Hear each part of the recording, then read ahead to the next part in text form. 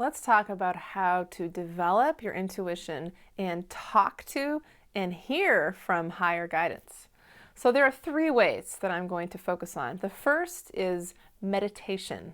The more that you can quiet your mind and focus on your breath, letting go of thoughts, the more that you're building that muscle in your brain to allow yourself to receive information, to listen to your intuition, which is also your higher guidance coming in.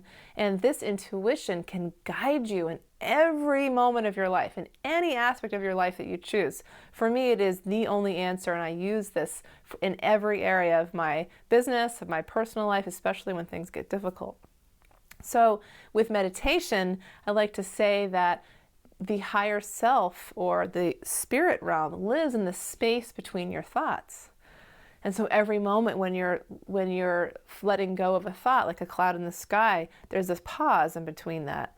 And sometimes the more you do this, sometimes you'll just get a word that comes in, or a picture, or a feeling, and then you'll start to learn that that is actually your higher guidance trying to speak to you. I like to say that prayer is asking, which is really important, but meditation is listening. And so a lot of people say, well, I pray a lot, and that's wonderful, but are you receiving? Are you hearing from your guides? Are you hearing from this realm? Are you listening to what they actually want to tell you now? As opposed to the ego voice, which is very loud and always tries to take over. So the second way to develop your intuition and talk to higher guidance is to call in divine light. And this can be done simply by imagining that your top of your head, which is your crown chakra, is receiving some beautiful, divine, golden white light. Sometimes in meditations, I will say, imagine that the clouds are parting and the sunlight's pouring down on you, or that you're being bathed with golden, warm water or liquid lava, and it comes on your whole body. And then you can imagine that also this light is coming from your heart and expanding this warm, glowing ball, which is your soul essentially, and it's enhancing your aura and expanding beyond your energetic body. So all of these things are divine light. And by the way, it's incredibly healing for any pain, sickness, suffering, tension, whatever it is, stuck energy. This light can be used in so many ways for so many people. You can use it on other people through Reiki, put your hands on people, channel this light. I've done this for people as well, and it is unbelievable. Another area to focus on is also the third eye, which is kind of a little bit above your eyebrows. So almost in the center of your forehead, but a little bit below. And you can imagine this as being violet area. And one thing you can do, which I've learned from others, is imagine that this light is coming in through your crown chakra and kind of threading this white, it's almost like a cord of white light through your third eye, and then it comes back into the top of your head in this continuous cycle, which is enhancing your ability to receive. So your third eye is that intuitive receptor almost, the pineal gland. And by the way, if you want to ask me about fluoride and why fluoride isn't good, go ahead. The third way to enhance your intuition is to practice asking and receiving. So by that I mean literally talking to an archangel. Dear Archangel Michael, I ask for your guidance in this challenging situation in my life. Or dear whoever you believe your spirit guide is, dear God, dear Jesus, dear Buddha, whoever it is, could you provide me with assistance for what's my highest and best purpose right now in my life? Or how can I best be of service in this situation that I'm struggling with?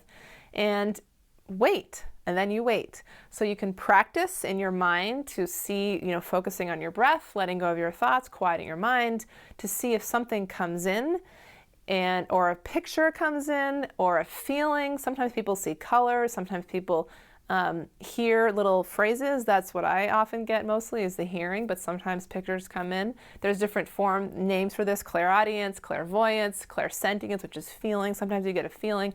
Claircognizance, which is what one of my gifts too, is knowing things. You don't know where these ideas come from or how you know something about somebody, but you just do. A lot of us have that. If you're picking up on people's energy a lot, and you feel like you get drained, or you just feel what other people are feeling, you're probably very clairsentient or empathic, and you need to also protect yourself. We'll talk about that in a second.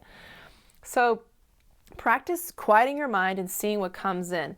Usually if you're hearing things, then it's a whisper. It's very soft, it's gentle, it's kind, it's never loud. It doesn't go on for, sentences and sentences, and it's not something you're trying to figure out, which is the ego trying to come in. It's almost like it's not coming from you. It just pops in your head. So that is divine guidance speaking to you. That it's almost coming from below, from like above our soul, this quiet whisper that often gets drowned out by that ego voice. So the more we can quiet our minds in everyday moments, driving in the car, waiting in line, I always talk about this, then you're developing that ability to open your intuition and listen to this guidance that is trying to nudge you along in every aspect of your life to get you closer to what really you're meant to be doing in your life and what feels good to you. And so after you ask, if it doesn't come in that moment, it could be that it's going to come in another time. You can ask for guidance before going to bed, and often in our dreams, lots of information will come in because that ego self is asleep and it can't come up and start doubting and saying, oh, you're just making this up or whatever. And so often you will get divinely inspired ideas. You might even travel, your soul could travel to the other side and connect with other spirits, deceased loved ones.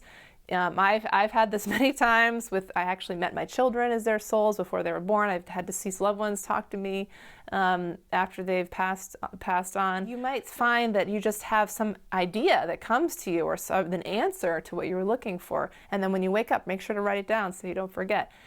Another really cool thing is noticing things in your waking life around you, like number sequences. Do you see numbers a lot? Check out angel numbers. There's probably a message for you in the number sequences. I happen to see this a lot. 1111, 222, 333, 444, 555. Could be different sequences, 909. Looks on clocks, on license plates, addresses. Also songs on the radio that seem to be speaking to you. Well, it's because they are. A person says something and just really resonates with you and suggests you connect with somebody or check something out. That's also a person sent divinely in to help guide you. So notice these messages, these opportunities, and anything that seems to be speaking to you that just feels right. It's so weird, right? How that's so weird that just happened. It's called synchronicity. It's events that kind of happen in this magical way to nudge you closer to your soul purpose. Lastly, if you're wondering if it's right, something's right for you when you do get these messages, well, just focus on how you feel. If it feels right, that's because it is right. If it doesn't feel right, sit on it for a few moments. Sometimes the ego self comes in and says, I don't have time for that, you're too busy or whatever. So sit on it, reflect on it, and get in touch with how you feel about it. And usually that your feelings can guide you. You can use your feelings to access your intuition.